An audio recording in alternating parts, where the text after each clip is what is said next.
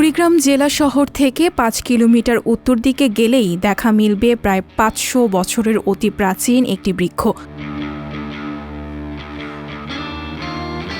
স্থানীয়দের মুখে যার নাম অচিন গাছ।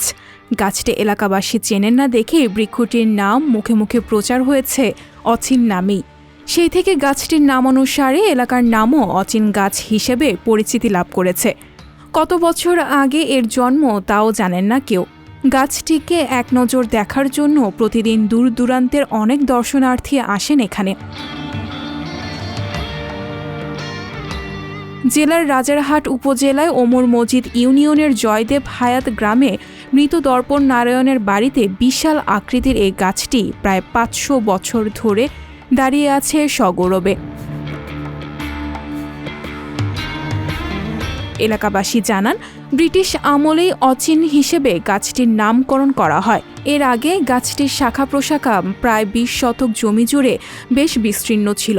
গাছের ডালপালার জন্য রোদ পাওয়া যেত না পাশের বাড়িগুলোতে, ফলে প্রতিবেশীরা দূর দূরান্তে ধান পাট শুকাতেন।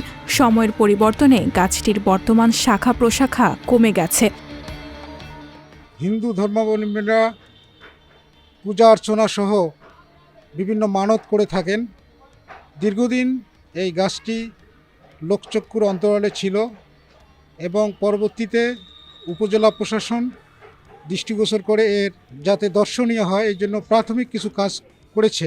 সরকারের প্রত্নতাত্ত্বিক অধিদপ্তর দৃষ্টিতে নিয়ে এর উৎকর্ষ সাধন করলে আমাদের কুড়িগ্রাম জেলার যে প্রাগৈতিহাসিক যে নিদর্শনগুলো আছে এটি তার মধ্যে স্থান পাবে বলে আমি মনে করি।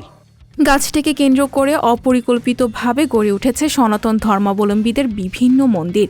প্রতিদিন সন্ধ্যায় পার্শ্ববর্তী ও দূর দূরান্তের সনাতন ধর্মের লোকজন মানত করে গাছটির গোড়ায় এসে পূজা অর্চনা করে দান বাক্সে দক্ষিণা দেন সেখানে। ২০০ বছর পূর্বে হঠাৎ করে উদিত হয় এবং এই সম্পর্কে আমাদের অনেক কিছুই এখনও অজানা।